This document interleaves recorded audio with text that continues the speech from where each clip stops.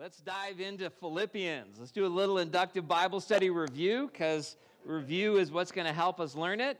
Can anyone, I should have done this for the tiebreaker. Can anyone tell me the 4 steps of inductive Bible study? Observe. Question. Answer. And application. Very good, right? So our 4 steps. First is to observe.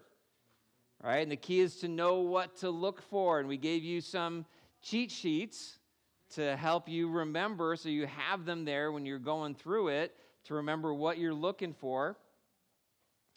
Right, so the first thing we want to be looking for are repetitions. Right, that's just the repetition of same or similar words.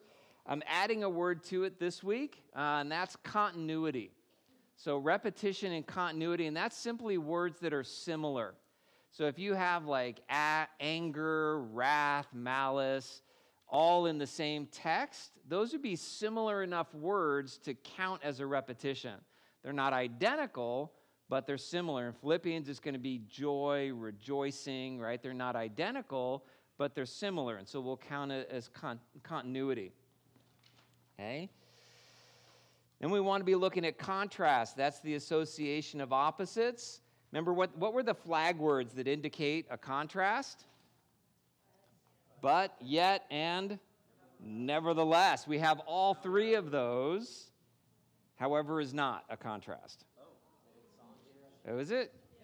Yeah. Okay, you can use it, but I don't like to put that one in there because it's not always. So you got to be careful with it. Sometimes Paul will use it as a transition word, not building a real contrast.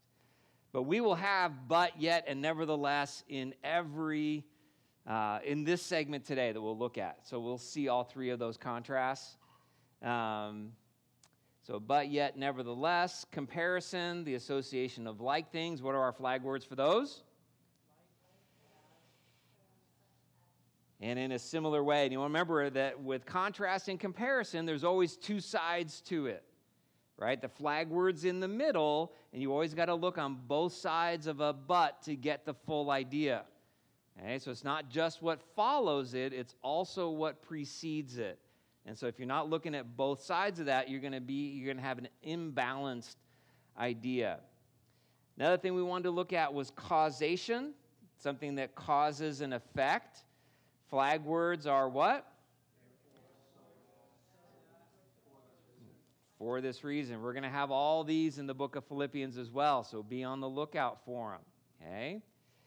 Right? And remember that is like Newton's cradle. Remember, anybody ever seen those? It's like something in fancy people's offices. You let a ball go kink, kink, kink, kink, right? Cause and effect. Right? The cousin of causation is substantiation. This is something that supports or substantiates an idea. What are our flag words for substantiation? Because, for, and we've got lots of them in Philippians. So you're going to get really good at spotting those. Right? A lot of support, a lot of reasons why. After that, after we make our observations, what do we want to do? We want to question. All right, I'm going to move on. I gave you all 10 that you're going to use, but I want you to focus on these first 5. Those are the ones that we're mostly going to see in Philippians. The other ones work with other genres like narrative, like the Gospels or Old Testament. But the ones that Paul uses are these 5. What's the first kind of question we want to ask? Do you remember? Factual, just the facts, ma'am. Right? Just give me the facts. If you don't start with factual questions, you will get off trail in a heartbeat. Stick with what the text says. Anybody that's been in Impact or the School of Evangelism knows I always say, what does the text say? I'll ask a question, I'll get an answer that doesn't have anything to do with the text, and I'm always going to say, what does the text say? Factual questions keep us in the text, okay? And what do we want to ask questions about?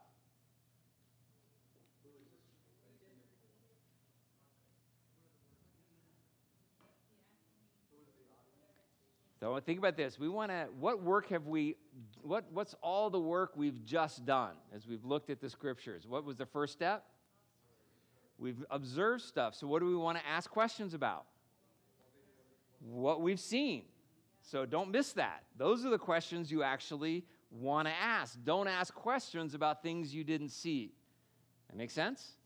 Okay, super important. Right? So we'd ask questions about repetitions. What are the most repeated words? We did a lot of that last Wednesday. Went through all the main repetitions. Right? What do the words mean? This is probably the question I ask the most, even though I've been studying the Bible for 35 years. I still don't assume I understand what the word means in its context. So today, prepping for this, I probably looked at 30 different words, looked at their definitions on a book I've taught a dozen times. All right, but I'm still just getting fresh on, as I'm reading this, do I really know what the word actually means? That make sense? Okay, and we'll ask a lot of those questions today. One of my pro tips when you're learning inductive is write down the questions that you hear me ask. Because question asking is the hardest skill to learn. The observations are going to come pretty easy. Good question asking is hard to learn. And so listen to the questions that I ask and write them down if you want to get better at question asking. Contrast and comparison, what two things are being contrasted or compared? Right? Causation and substantiation, what's the cause? What effect does it produce? What reason is being given in support? Once we do our factual questions, then we come to implication questions. And this is where the fun insight is. This is where all the aha moments are, when you learn to start asking yourself, what's the significance of this? That's really the most important question to ask to move from understanding what it says to understanding what it means for you, for me, for the people it was written to. And so we really want to ask a lot of those. What's the significance of this? So what's the significance of the fact that Paul uses the first person pronoun 68 times in this book and uses we 3 times? It's a personal letter, right? That's the significance. This is very personal. It's written to people that he knows. Okay? What does it show us? What does it imply? What can be implied by this fact? Then we want to answer our questions. We want to do it in the immediate context, which is our sentence or paragraph, the close context, which is the segment, the big picture, which would be the whole book, or scriptures quoted by the author. Out of context would be any other books or commentaries except for a Greek dictionary. Sermons you've heard don't pertain to today, okay? Because you're not regurgitating. What are you doing? Discovery, right? You're learning, not listening. This is the game changer. You're studying, you're not just receiving. And so brain has to be active, brain has to be engaged. Get another cup of coffee if you need it, right? Because we're going to do the work of Bible study tonight, okay? Don't Google answers. It won't help you. It'll just make Google has an extreme bias. ChatGPT has an extreme bias. I had an 1.5-hour long debate with ChatGPT a couple weeks ago about evolution and creation. And I asked it, why are you so biased against a creation narrative? And it's like, well, I'm not biased, but I am limited to my data set and all these things. And it won't give you doctrinally correct answers. So please don't Google or ChatGPT answers in your Bible study. And then we'll make application. I'm going to skip over this because we got enough to focus on. All right, this is what we kind of looked at last week, right? We started this repetition. We started circling repetitions. We knew that Jesus and God were some of the big repetitions. And just so you know, this is how my page looks. So I use different colors when I nail it. I start with pencil. In case I don't like a direction I'm going, I can erase stuff. If I start circling something because it's shown up like 3 or 4 times, but then that's the only place in the entire book it showed up, so it's not significant, I'll erase them. I put my little symbols in the margin that let me know, right? This is a contrast or a causation or something like that, okay? Thanks. And so that's what I have here, right? So for me, I would take a different color and circle God, Jesus Christ, and then I can see it through the whole book.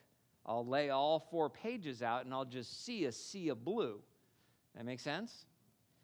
And then I'll move to different ones, and I'll start adding some of the other repetitions.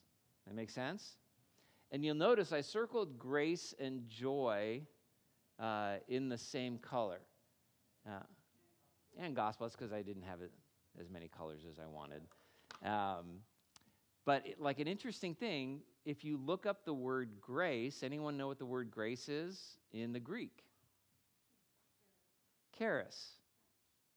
All right? Anybody know what the word joy is in the Greek? Chara. Same derivation. Joy and grace have the same root word. Grace is, without grace, there is no joy. All right? And these are just insights you pick up as you take a look and say, what does that word really mean? When we think grace, are we thinking the same thing that Paul's thinking? All right? And so that's why you want to look into it. And then we'll go through and I'll start identifying my other things I want to be looking for. So I know in verse 5 I have a 4, so I make that little symbol for a substantiation, because 4 is a flag word for substantiation. Then I've got a because there in verse 7, and so I'll make another little symbol in the margin, because that's another substantiation. And then I have this big 4, right? I have this big 4, this capitalized one right here. Whoa, whoa, whoa, whoa. All right. So I have this big 4 right there. And so my symbol's different. So I color it in to let me know that it starts a sentence or a paragraph. It's more important. It's got more substance, more weight than the ones that are in the middle. So I leave the ones that are in the middle an empty symbol. That make sense? And we'll get into this also, but if I had a but there somewhere that was in the middle of a sentence, I'd just do a C.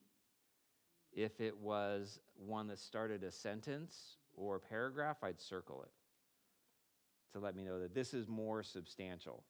That make sense? Yeah? All right. Any questions about that? Do you guys remember? All right, so we went over a lot last week. Okay? And so Paul starts this letter talking about how thankful he is, and he gives the 3 reasons why. That make sense? And so if I was going to teach a Bible study or preach a sermon on just this paragraph, I would make it, my main idea would be what? Gratitude. And then my 3 points would be why you should be thankful for people in your life or people in the church. Which C is the C? Contrast. Yep. All right, so that was Paul's big idea leading into this. I'm thankful for you, and he gave 3 big reasons why he was thankful. Let's move to the next set of paragraphs, okay? And let's do some observation together. So I want you to start circling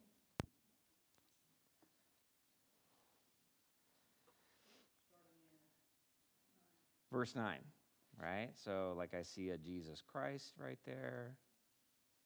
I see a God. I see a contrast, and it's a big one, so I'm going to circle it, right? Verse 12. I see this repetition of gospel. That's been important, so I'm going to circle that. Christ, I'm going to circle that.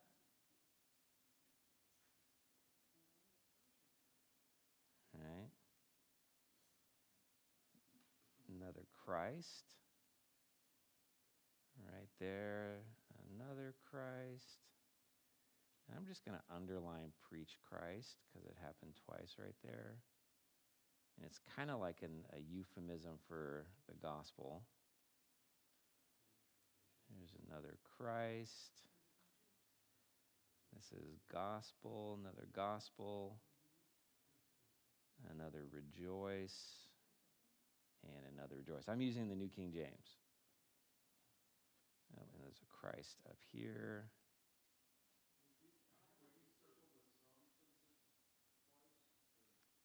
Circle what?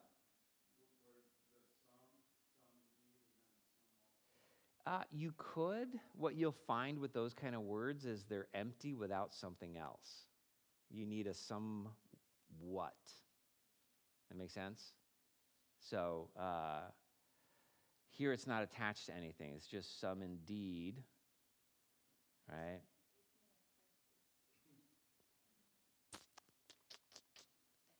Yep, so you can do the preached right there again. All right, so I also have a little but right here in 17. So I'm going to do a little C there.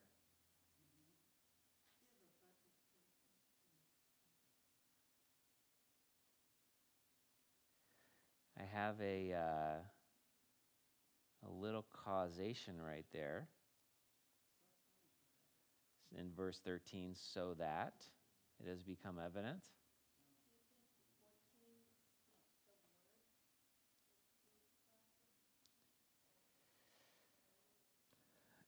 That's going to be a continuity with preach.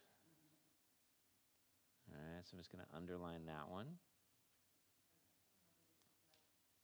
Okay.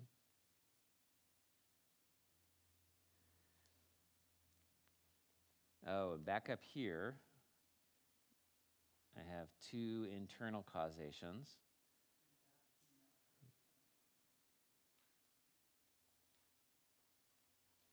Okay. Yeah, we could do brethren if you want. Absolutely. Brethren's a solid repetition in this book, for sure. So in verse 9 and 10, there's a three thats. So there's a that your love may abound, that you may approve, that you may be sincere. How do you know if that's a list of things that he's praying for, like three things that he's praying for, or whether it's a so that, which would be a causation? So a lot of it is just thinking through it a little bit, right? So the first that, you notice I didn't put anything there because he's basically saying, this is what I'm praying, right? But it seems, the next one seems to be, I pray that your love may abound, that you may approve. That make sense? So you wouldn't say, I pray that your love may abound. If it was just a list, you would say, and. That make sense? It's not really, it could be, but it's not substantial because he's just telling you what he's praying. The causation is I'm praying this so that this would happen. And once that happens, this would happen. Do you see it? I see it, but I also see it could be a list. But I'm not. Could be a list, and you're welcome to hold to that. And we'll see it as we go through. Yeah. So this is where it's not like cut and dry, not paint by numbers. And sometimes you change your mind on things you think when you first start, and as you dig into it, ask some more questions. And so when we're doing observations, we're not trying to be perfect. Say not being perfect. All right, turn to somebody and say, you're not going to be right. Okay? Just embrace it, right? Just embrace it. Because what are we doing right now? We're learning, right? We're learning how to do something new, and so it's going to not all just come immediately. So it could be causation because discernment has to do with kind of pruning, so it seems like a continuation. Is that what you're going? Not yet, because I haven't asked any questions, so I can't give any answers yet. I'm just making observations of things that seem like the author is indicating it by his word usage, right? So it could be a causation, so I'm going to mark it, and I'm going to ask questions about it. That makes sense? That's the point of observation. So you want to just, when you're observing, you're not even reading. You shouldn't even be reading. You're just scanning. One of people that really struggle with scanning and not reading, I make them start at the end and work their way backwards. All right, start at the last page on the bottom and work your way up, because that forces you to not read and just look for flag words. That's all you're doing. You're just looking at it like it's a picture, right? Like, where in the world is Waldo? You're just looking for those little things that are like, oh, look at here. Okay, that makes sense? All right, so those are our observations. Let's ask some questions, shall we? Okay. So, the biggest thing in these 3 paragraphs is what?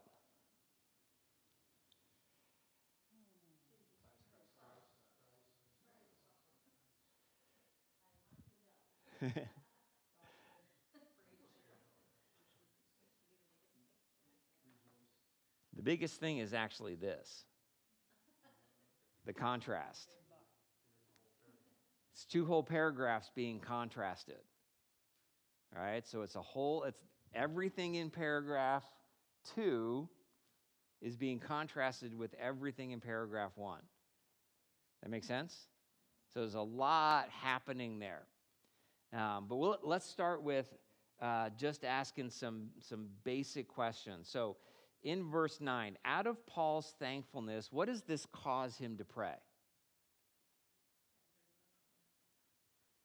Hey, everybody see that? That your love may abound, right? Still more and more. That's the prayer, that your love may abound still more and more in all knowledge and discernment. So what questions would we want to ask?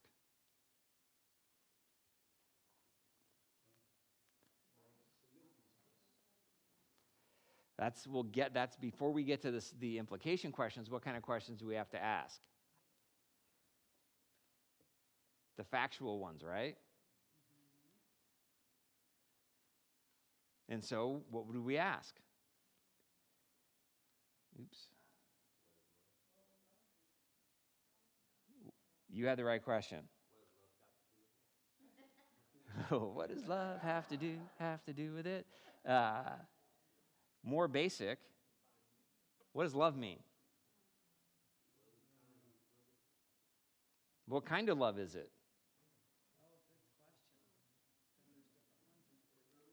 There's a lot of different kinds of loves.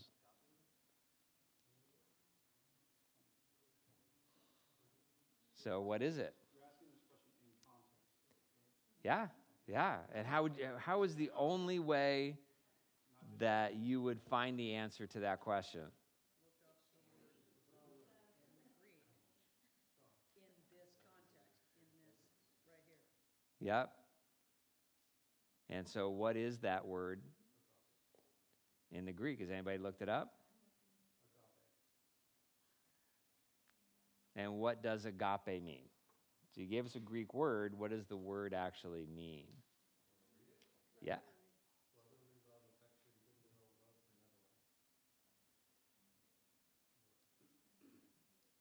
love, benevolence. Is that Webster?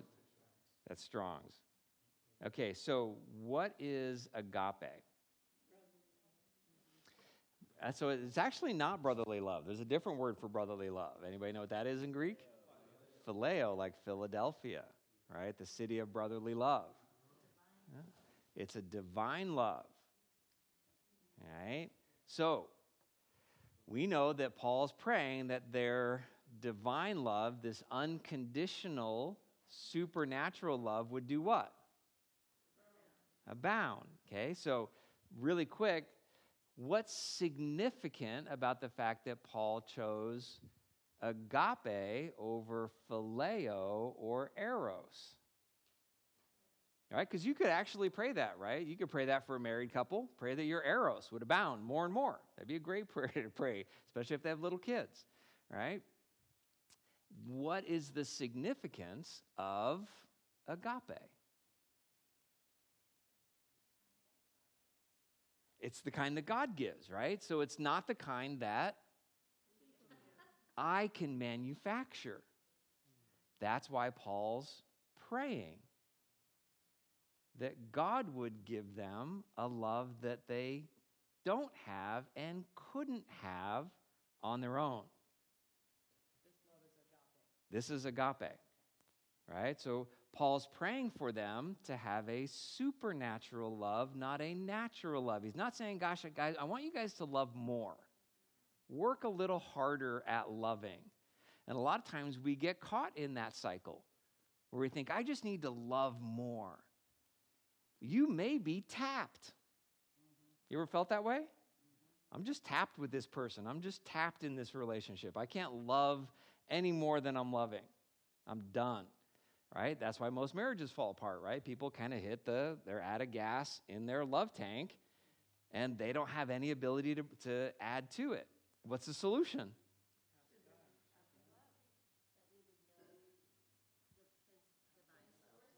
This is where we move into application, so be careful. What did Paul do in order to... He prayed. Prayer, when you're out of love, what's the solution? Prayer. You pray, you ask other people to pray because you need divine intervention. That make sense? Not more self-will, you need divine intervention. Okay? Now, what does he want that love to do, that supernatural agape love? Abound. What does abound mean? You sure? Right? So this is where we dig in. So the word, actually, if you were to look up the word, and we talked about where you can find these, right? This is all available online nowadays. What tools are you using? The literal word. So Lisa's using the literal word. Jesse, what were you using? I'm using Olive Tree. There's Blue Letter Bible. I use Logos. So there's all kinds of online resources that you can use where you just open up the scripture and just touch the word, and it'll tell you what it is in the original language. So it's pretty simple to do now. So I'd encourage you to do it. So what does it mean, abounding?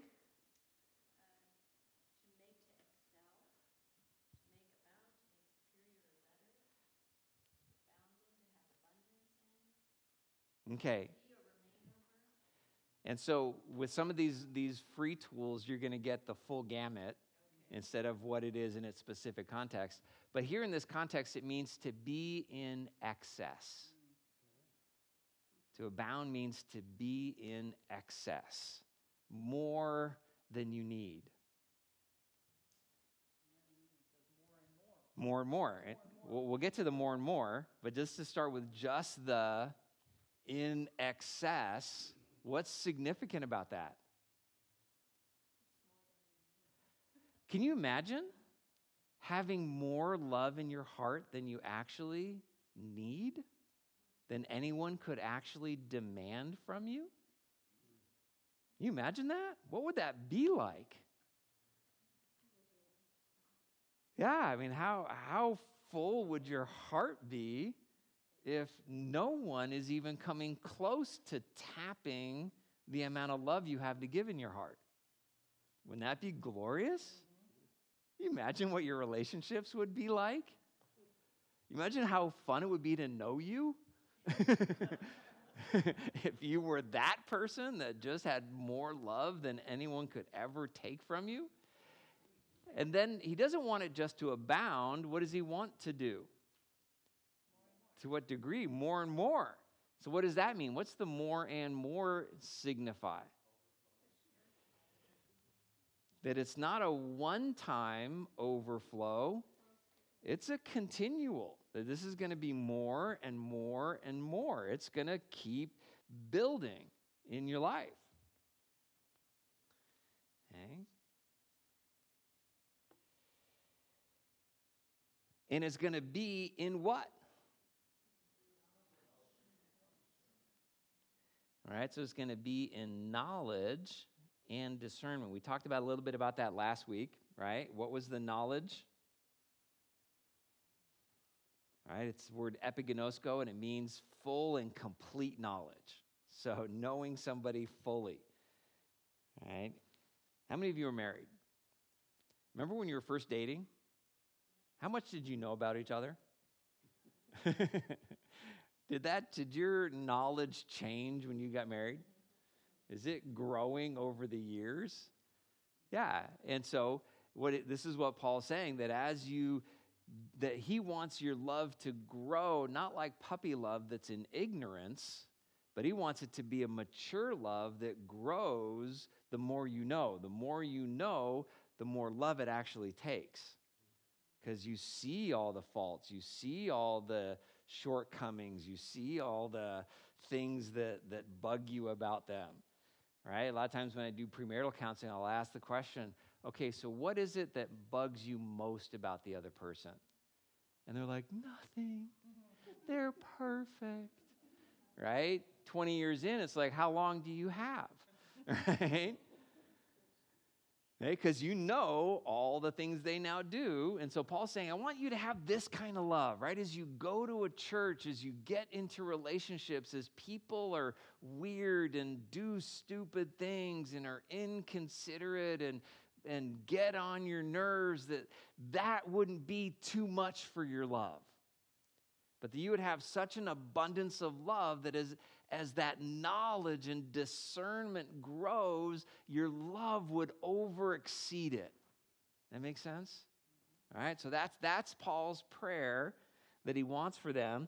And what would that cause them in verse 10 to be able to do?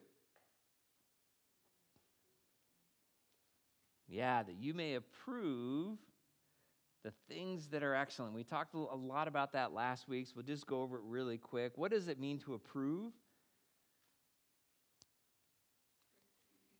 Yeah, perceive, discern, things that are excellent was what's truly worthwhile.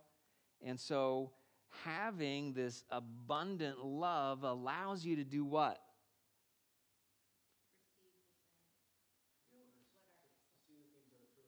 Yeah, see the things that are truly excellent, right? Love actually allows you to see the best things.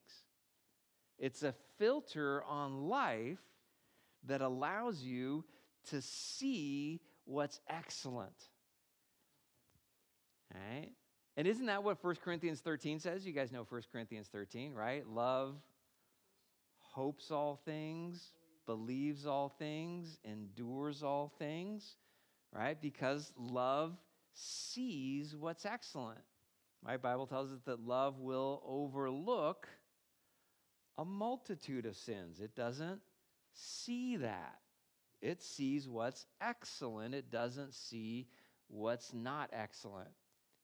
And if we could see what's excellent and perceive it and understand what's truly worthwhile, what would it cause?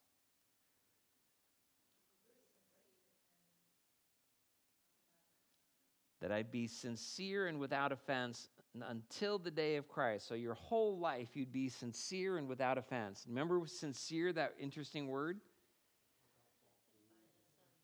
Tested by the sun, right? That's what that word sincere means, right? Where they used to put marble statues out and the sun would cause, if you're a sculptor, you can fill in chips with wax. And in the cool, dim room, you can't tell. You put it out in the hot sun, the marble heats up. What happens? It all melts, and the flaws become evident. All right? So if we had this kind of superabounding, more than we need love, what would it cause us to be?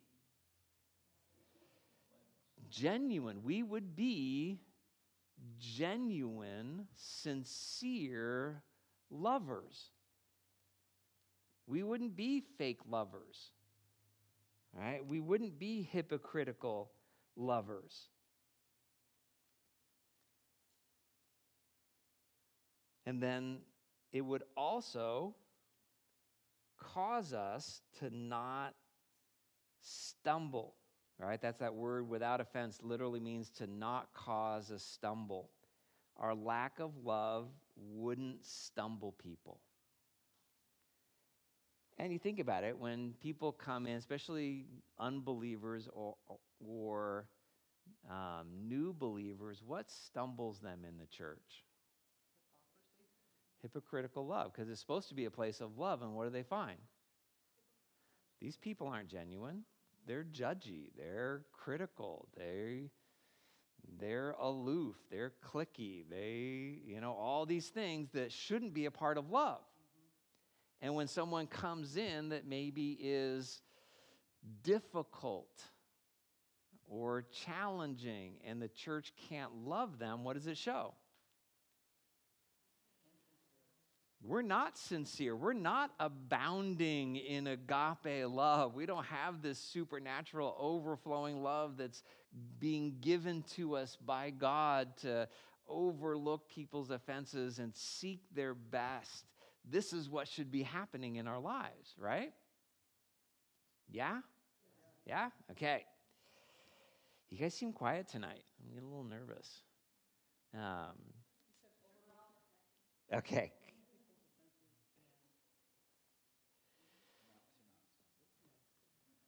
Okay, so if you were to take this first paragraph, this whole first paragraph, and summarize it into one sentence, what would it be?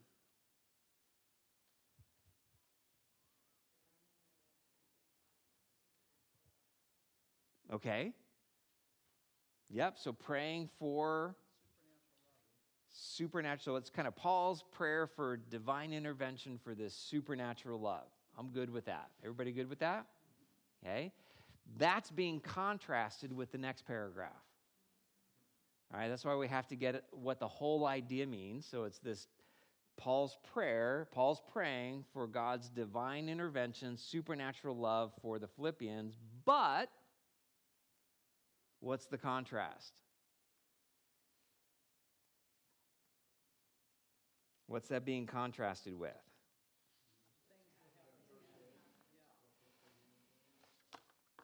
Yeah, he says, I want you to know something. So this is what I'm praying for you, but I want you to know something about me.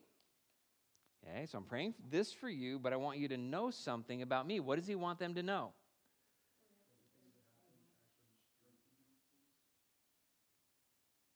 The things that happened to me have actually done what?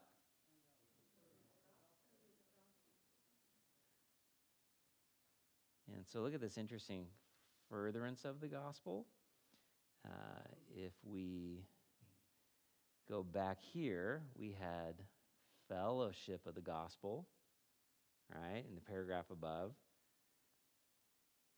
All right, then we had furtherance of the gospel. And down here we have defense of the gospel. First paragraph.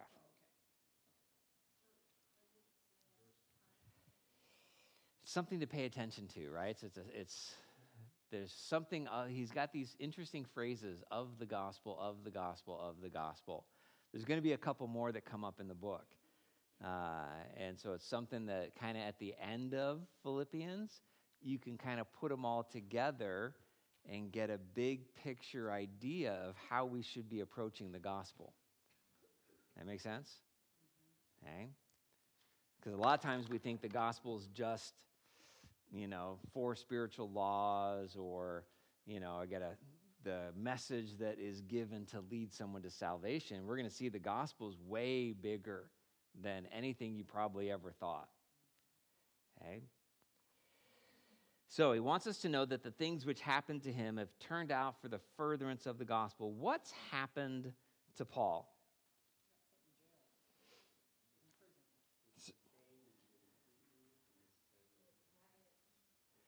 Yeah, so One of the things we didn't go over last week, but you can look up, is where is Paul writing this letter from? Prison in Rome. Okay, so this is after he's come to Jerusalem, after the riot, after the arrest, after the attempted assassination, after the 2 years in prison in Caesarea, after the shipwreck on his way to Rome, and now he's been in Rome in house arrest for a couple years. He's writing from, so he's saying all these things that have happened to me, what do I want you to know about them?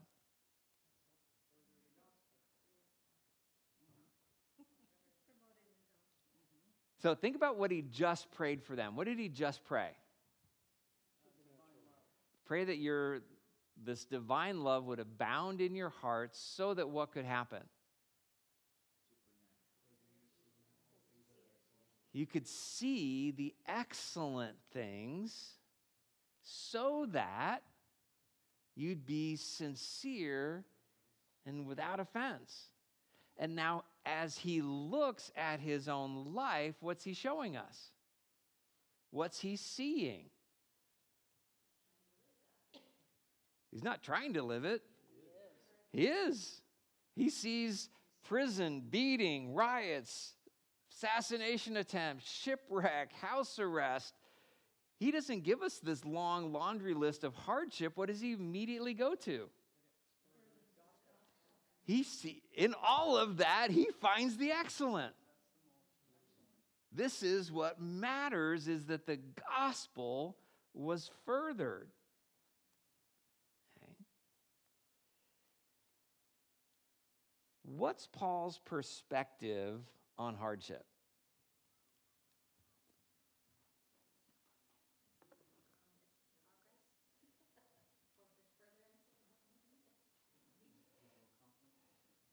Let's take a look. Look at verse 13. What's the causation here?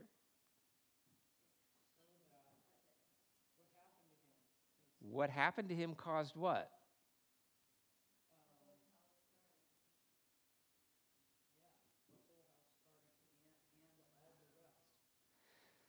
So the whole palace guard, because of everything that's happened to Paul, because of his arrest, false accusations, imprisonment, chained to another soldier all day long, what's that caused?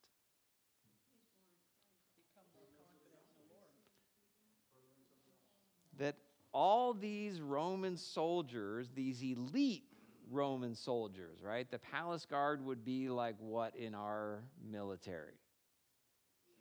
Like Navy SEALs, Secret Service, right? It'd be high risk prisoner watch, right? He's not being guarded by normal soldiers. He's being guarded by Caesar's palace guard. Okay? All of that guard, they're on a rotating schedule. What's Paul doing as these elite palace guards are cycling through his cell? He's sharing the gospel with them. How does Paul see hardship?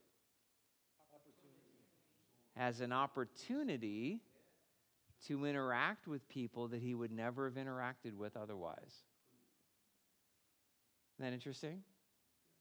As Paul looks at all the hardship in his life, what he sees isn't the hardship, but the doors that hardship opened. It's more than half full. This is that God's doing something supernatural. Now, what if you were to think about your hardship in that light? How would that change your perspective on life? All right? So, imagine you go to the doctor for some routine tests and you get this email saying, "Hey, call me." Right? Never what you want to get from your doctor, right? Call me. And the doctor says, "Hey, your test came back. We need to schedule you an appointment with an oncologist." What would be your immediate response to that? Well, I don't know if that's what Paul's would be, right? Because Paul would be like, oh, wow, I'm going to get to meet new doctors, new nurses. Chemo, bring on my gospel presentation, right? He sees this as not something that is hindering his life, but something that is expanding his reach. It's expanding his sphere. Let's say you were to, economy takes a downturn, you get laid off from your job, you can't pay the bills, bank forecloses on your house, you have one vehicle to live in, and you are homeless.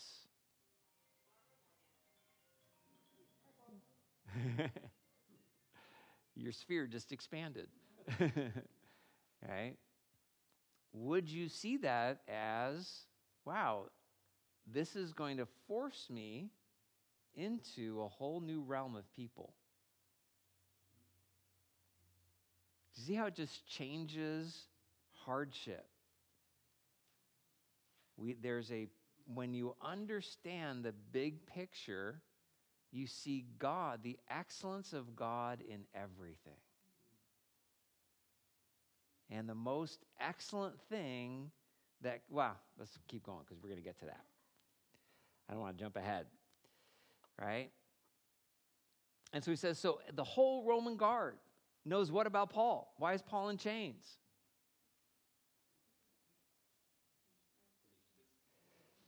It's just Jesus. Right? They all understand that he hasn't committed any crime. He's just there for Jesus. What's significant about that?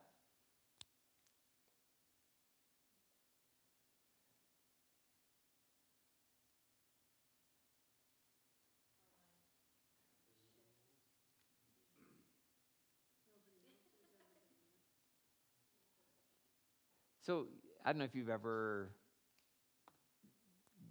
visited jail or been in prison, or hopefully you haven't been there on your own. But if you've ever done prison ministry or anything like that, what does everybody claim to be in prison? Innocent.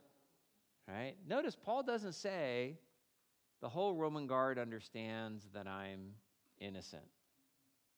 What do they understand about Paul? He's on mission for Jesus. What do people understand about why you're where you are? What does your boss understand about why you're there?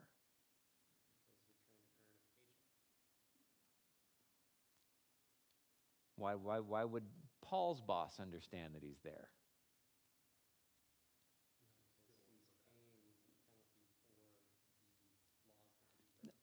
So I want you to think about this. So Paul says, all this stuff's happening to me, and what's evident to everybody is that my life is about Christ.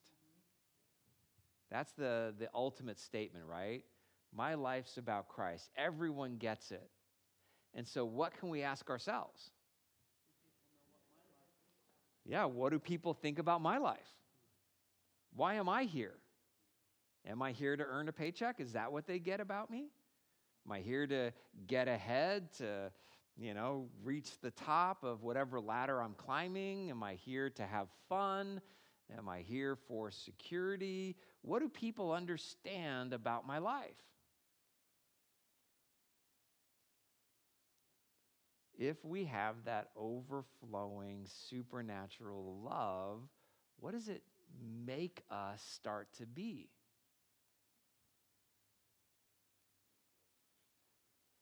Well, let's keep going. Let's keep going. What? It's kind of not appealing if you're in chains here. Do I want Christ so I can be in chains? Well, so think about that, though. What is appealing? Especially for people who are professional prison guards.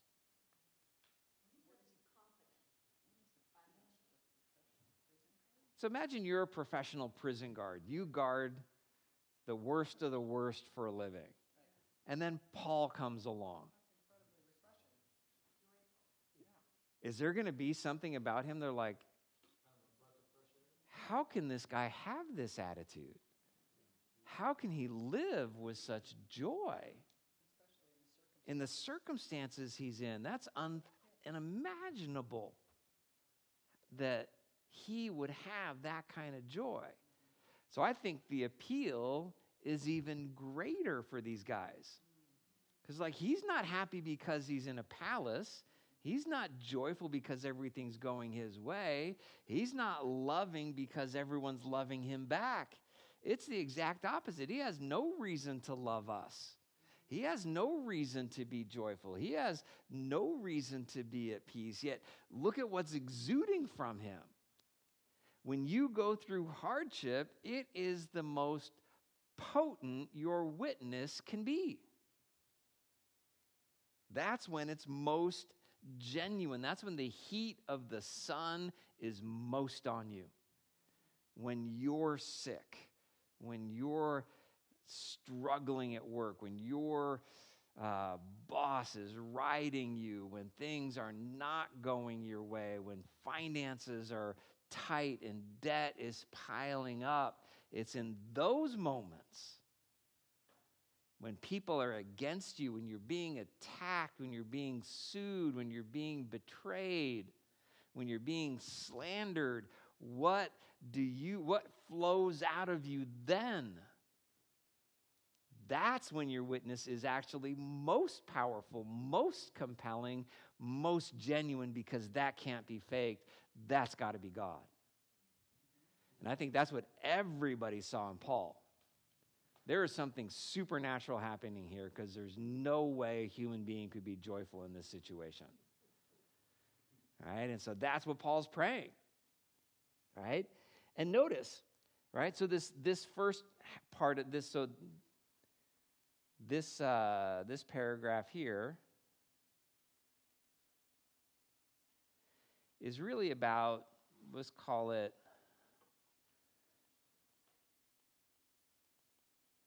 tough circumstances.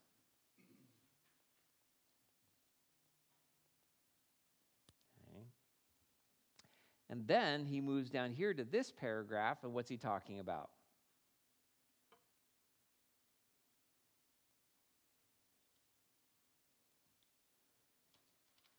All right, some preach Christ from envy and strife. Who are the some here?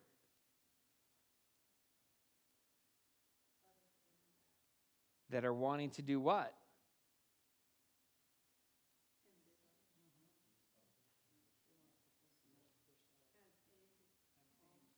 They're trying to add pain to his misery, to his difficulty.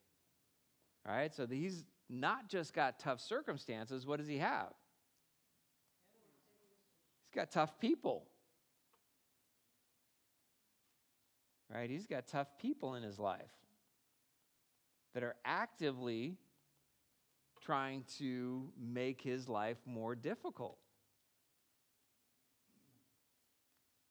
And what's his attitude in that?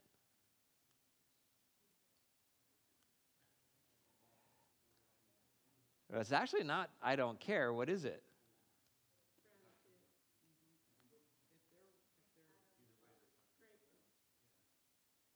Yeah, because what's he all about?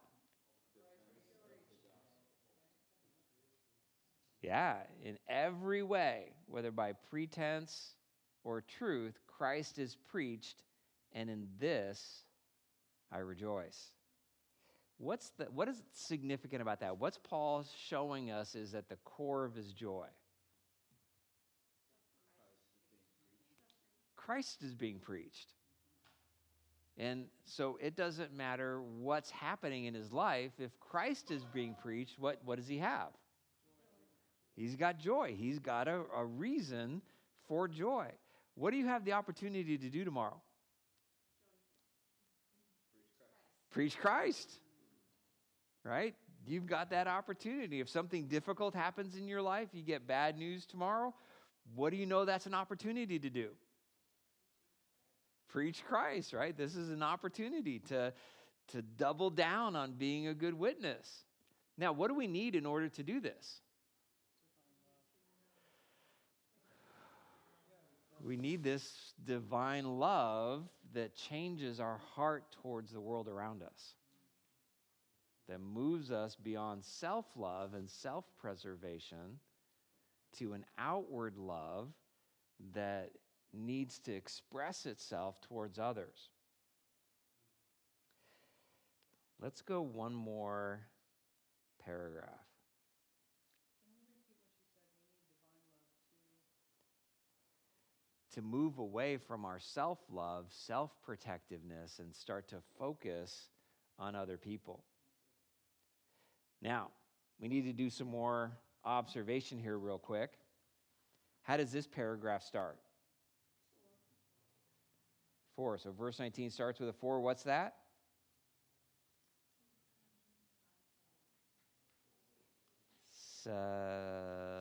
Substantiation. Right? So Paul's going to say, what's Paul going to be substantiating? The paragraph before, which was about what? Tough people and his rejoicing in tough circumstances and tough people. So that Paul is going to give us the reason why he can rejoice even though he's in tough circumstances being attacked by tough people. Does this make sense? Okay. So what's his reason?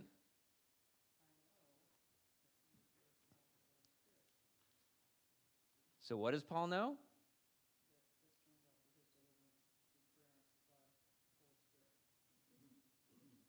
Okay, all right, so let's do some, just so you have it for your, because I know you're all like, I need my, and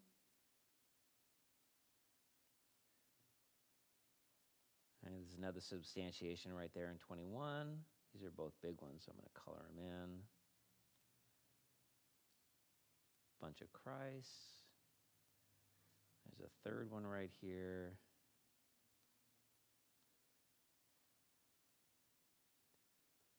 Christ. There's a nevertheless. So that's a contrast.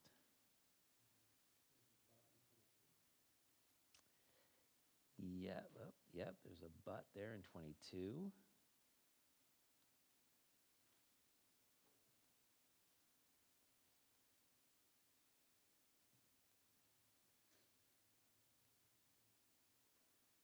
There's a joy. There's rejoicing. Okay? So those are kind of our observations.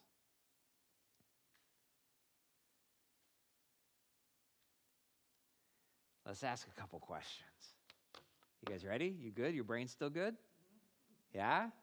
All right, we'll just finish it off with this because these are the reasons why. I don't want to leave you without the reasons why you can rejoice in tough circumstances with tough people, because we've all got them, and if you don't have them, they're coming, right? All right, so what's the substantiation in verse 9? 19. Paul knows his difficult circumstances will actually do what? Turn out for his deliverance through your prayers and supply of the Spirit of Christ. What does that mean? What's he expecting deliverance from? Is he?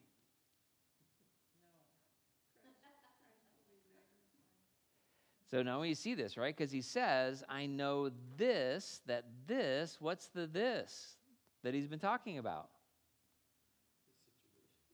The tough circumstances and tough people. They are what's going to turn out for his deliverance. He's not being delivered from them. They're delivering him from something. Well, remember, we haven't found that anywhere. So let's keep looking and ask some questions. Right? Through what? What's this gonna be through? Prayer. Through their prayer and supply of the Spirit of Jesus Christ. In context, what have we been talking about when it comes to prayer?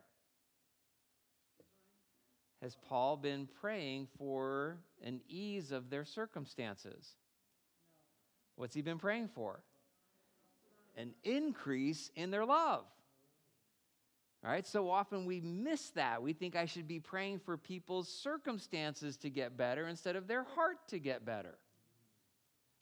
Because that's where the deliverance comes, not in easier circumstances, because that's just temporary. An increase in abounding supernatural love that goes on more and more is good for a lifetime. If I can apply that to all my hard circumstances and hard people, it's always the solution.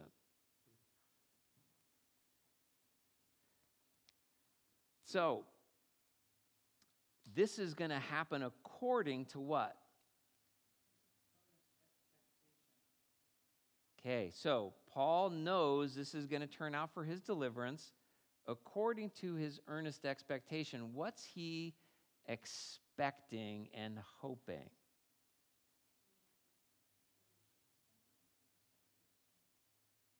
Hey, does everybody see that?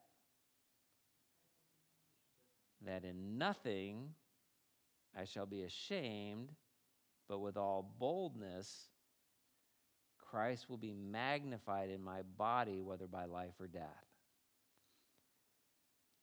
This is incredible. All right, look at what Paul's saying. What's Paul's expectation? That he's not going to be ashamed, but what's the contrast, the internal contrast here? So what would cause Paul to be ashamed? If Christ wasn't magnified in his body. That's what he's afraid of.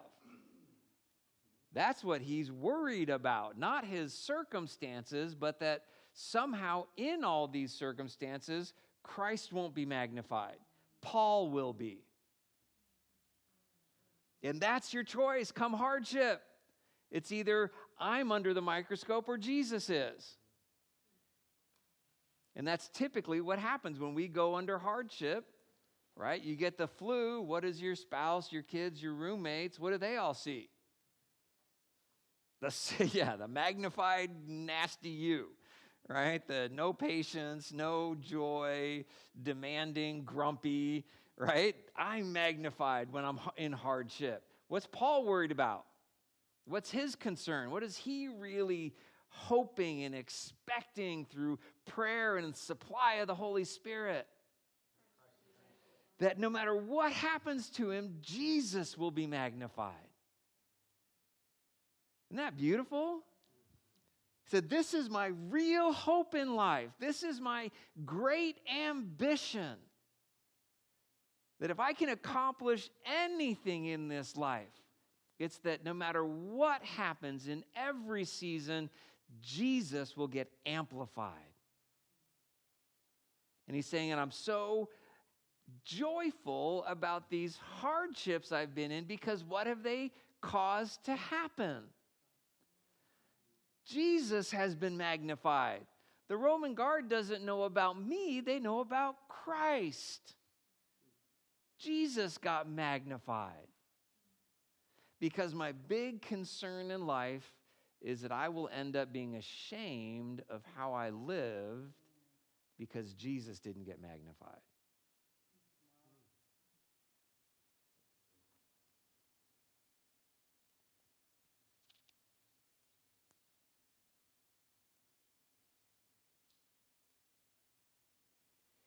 We need prayer and a supply of the Holy Spirit in order to live a way and to live in such a way that we will not be ashamed at the end of it.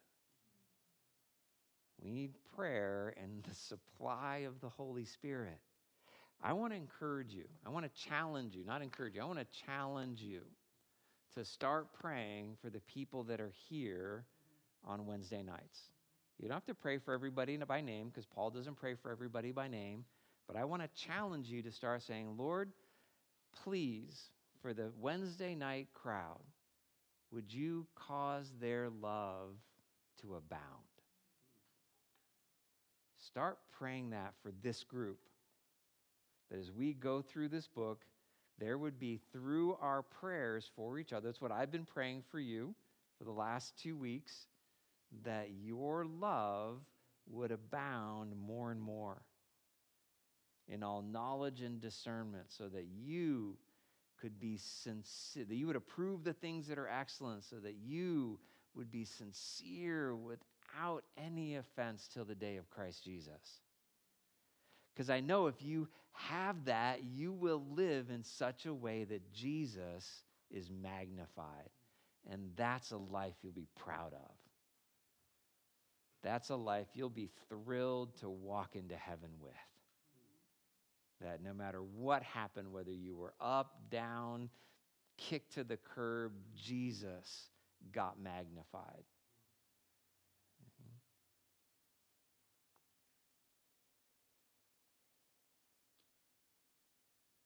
And what's his substantiation? And then,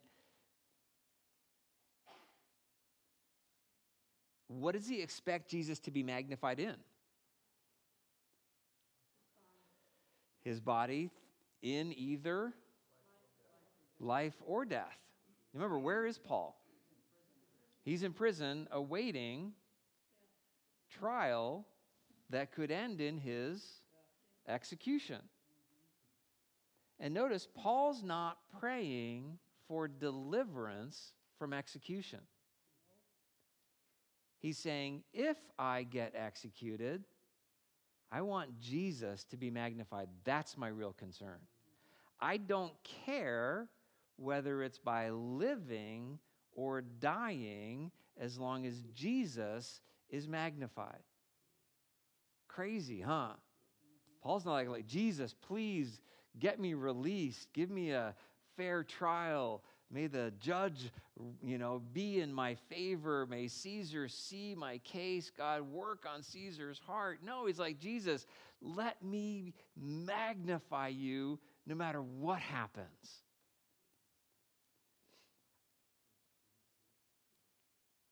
And what's his substantiation for that in verse 21? For to me, to live is Christ, and to die is gain. And what does that mean? If he lives, Christ is magnified, and if he dies, it's actually better for Paul because then he gets to be with Christ. Yeah, and so then the contrast, right? To live is die, Christ is gain. But what's the contrast? In verse 22. If I live on in the flesh, what does that mean? I get to keep being fruitful. I get to keep loving people and ministering and sharing the gospel and teaching and writing the New Testament and all this great stuff. But yet, what I shall choose, I can't tell. It's a tough decision. What's the tough decision for Paul? Why is it a hard decision? For I'm hard pressed between the two. Yeah. Paul's like, I'm getting older. A lot of miles on this vehicle. It's time to retire this thing. I would rather come to the end of my road and just go be with Christ. It's been a long, hard road. My desire is to depart and be with Christ, which would be far better. Nevertheless, that's a contrast. Nevertheless, to remain is what? More needful for you. This is an extraordinary framework that Paul has for... and then because of that, because of this understanding, what does he choose? because of this, I'm confident I'm going to remain and continue with you all for your progress and joy in the faith. So look at this incredible framework that Paul has for decision making. Better for me, better for you. Actually, better for me, more needful for you. I get to be free of suffering, difficulty, and go be with Jesus. You get to continue progressing in your faith and have more joy. If I choose this one, I'm free from all the pain, the burden, the suffering, but you don't get as much progress and joy. If I choose this one, I get more suffering, hardship, and difficulty, but you get more progress and joy. Confident of that, I know what I'm going to choose. Think about this framework. When Paul thinks about major decisions in his life, what's driving his decisions? What's more needful for others? It's interesting. We've had lots of friends that have left California, and God bless them for that. But the heart of all those decisions, I've had these hard conversations with them. What's it always come down to? This is what's best for us. We have to do what's best for us. No, you don't. Do you get that? You don't have to choose what's best for you. If you want to be delivered, because remember, what does Paul want to be delivered from? No, he doesn't. He's good with pain. He's like, bring it. I'll rejoice in it. Yeah, Paul wants to be delivered from a life that's meaningless. Paul's like, please deliver me from a life that doesn't magnify Jesus, that's wasted. I want to be delivered from an empty, selfish, meaningless, myopic, tiny little life. I want a life that magnifies Jesus because he's the most glorious person in the universe. I want to live a life that has purpose and meaning and significance and weight. I want it to matter for eternity. I want my life to matter. Paul sees his life as this great gift that was given to him by God, and he wants to magnify Jesus with everything he's got, every ability, every resource, every minute, every breath. Paul wants to magnify Jesus. And his biggest concern is that he would miss it. And so he's actually rejoicing in being in prison because it's forcing him to focus. Not a lot of other agenda opportunities in prison. Your options are limited. Your career path is narrow. And he's like, I'm actually grateful. I'm actually going to rejoice in this opportunity because this forced my life to be meaningful. I'm not sure Paul would have written the New Testament if he had been traveling as much as he was. He might have been too busy. I don't know. It's speculation on my part. But I'm thankful he wrote this from prison. He had time on his hands to write. Right? I always joke around, people's like, when are you going to write a book? I'm like, maybe when I get put in prison. Because right now I'm just too busy, right? Just got too much going. Paul was probably the same way. Right? When are you going to write down some of this doctrine? I'm busy. Timothy will write it, right?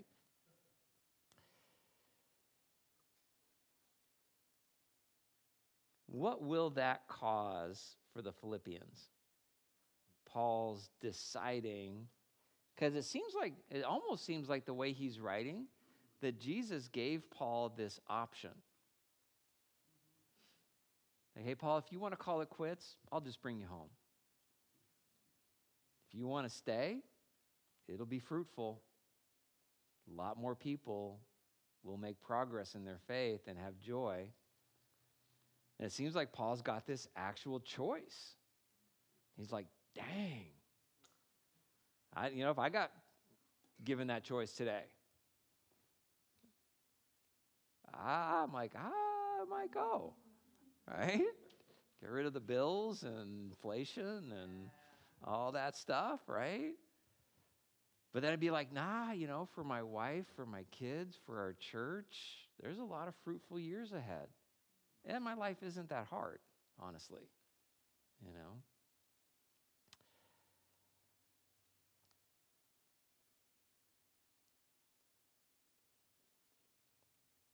The challenge for us is to live for Christ this week. To start praying for this supernatural love in your heart that would get you past yourself. So you could start saying, Jesus, be magnified in my life. Amen? All right. That's it for this week. We're going to dive into the next paragraph next week.